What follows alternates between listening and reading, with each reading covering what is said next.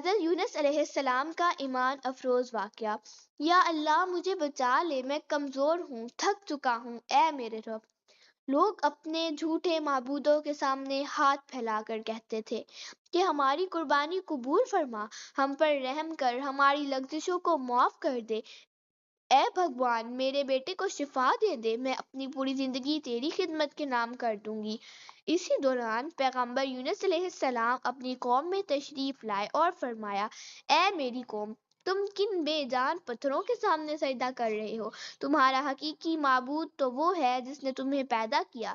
ان پتھروں کو خدا نہ بناؤ، یہ نہ سنتے ہیں، نہ دیکھتے ہیں، اور نہ تمہاری کوئی مدد کر سکتے ہیں۔ قوم نے جواب دیا، اے یونس، کیا تم ہمیں ہمارے باپ دادا کے دین سے ہٹانا چاہتے ہو؟ ہم نے ساری زندگی انہی بتوں سے مدد مانگی ہے، ہم تمہاری بات نہیں سنیں گے، ہمارے معبود ہی ہمیں بچائیں گے، چاہے تم آسمان کو پھاڑ کر ہی کیوں نہ دکھا دو۔ طویل عرصے تک پوری کوشش کے باوجود جب لوگ راہ راست پر نہ آئے تو حضرت یونس علیہ السلام نے بارگاہ الہی میں دعا کی، یا اللہ میری قوم مجھے جھٹلانے پر آڑی ہوئی ہے، لہٰذا ان پر اپنا عذاب نازل فرما۔ اللہ تعالیٰ نے فرمایا، اے یونس، لوگوں کو خبر دے دو کہ 3 دن بعد صبح کے وقت ان پر عذاب نازل ہو جائے گا۔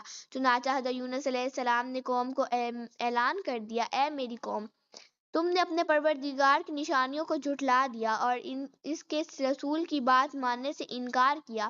سن لو، 3 دن بعد صبح کے وقت اللہ کا عذاب تم پر نازل ہوگا، وہ عذاب جسے کوئی روک نہیں سکے گا۔ اب بھی لوٹ آؤ، اب بھی اپنے رب کی طرف پلٹ آؤ، ورنہ کوئی نہ بچے گا۔ عذاب کی خبر سن کر لوگ آپس میں کہنے لگے، پیغمبر یونس نے کبھی جھوٹ نہیں کہا، اگر وہ رات شہر میں ٹھہر گئے تو کوئی خطرہ نہیں، اور اگر وہ رات یہاں نہ گزاریں تو سمجھ لینا کہ عذاب ضرور آئے گا۔ جب رات ہوئی تو حضرت یونس علیہ السلام وہاں سے تشریف لے گئے۔ صبح کے وقت عذاب کی نشانیاں ظاہر ہونے لگی، آسمان پر سیاہ اور خوفناک بادل چھا گئے، دھواں پھیل گیا اور پورا شہر اندھیرے میں ڈوب گیا۔ قوم کو یقین ہو گیا کہ عذاب آنے والا ہے۔ انہوں نے حضرت یونس علیہ السلام کو تلاش کیا مگر آپ نہ ملے۔ خوف کے مارے وہ اپنے بچوں، عورتوں اور جانوروں کے ساتھ جنگل کی طرف نکل گئے، ٹاٹ کے کپڑے پہن لیے اور سچی توبہ کے ساتھ اللہ کے حضور گر گرانے لگے۔ سب نے کہا، ہائے بربادی، ہم نے نبی کی بات کا مذاق اڑایا، اب سزا سامنے ہے، آؤ سب مل کر اللہ سے معافی مانگے۔ اے یونس کے خدا، ہم اس دین پر ایمان لاتے ہیں جو یونس لے کر آئے۔ اللہ تعالیٰ نے ان کی سچی توبہ قبول فرما لی، ان پر رحم کیا اور اب عذاب ٹال دیا۔ ادھر حضرت یونس علیہ السلام کو اپنی قوم کی توبہ کا علم نہ تھا۔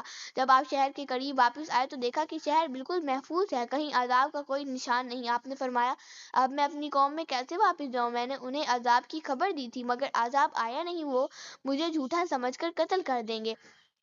قتل کے اندیشے سے حضرت یونس علیہ السلام وہاں سے روانہ ہو گئے اور ایک کشتی میں سوار ہو کر سمندر کی طرف چل پڑے۔ جب کشتی بیچ سمندر میں پہنچی تو اچانک رک گئی۔ لوگوں نے کہا، اس کشتی میں کوئی بھاگا ہوا غلام ہے، قرعہ اندازی کرتے ہیں۔ قرعہ حضرت یونس علیہ السلام کے نام نکلا۔ آپ نے فرمایا، میں ہی وہ شخص ہوں۔ لوگوں نے آپ کو سمندر میں ڈال دیا۔ اللہ کے حکم سے ایک بڑی مچھلی نے حضرت یونس علیہ السلام کو نگل لیا۔ اس وقت آپ اندھیروں میں تھے، سمندر کی تاریکی، رات کی تاریکی اور مچھلی کے پیٹ کی تاریکی۔ وہاں حضرت یونس علیہ السلام نے یہ دعا پڑھی، لا الہ الا انت سبحانک انی کنت من الظالمین۔ اللہ تعالیٰ نے ان کی دعا قبول فرمائی اور مچھلی کو حکم دیا کہ انہیں دریا کے کنارے چھوڑ دے۔ مچھلی کے پیٹ میں رہنے کی وجہ سے حضرت یونس علیہ السلام بہت کمزور ہو گئے تھے۔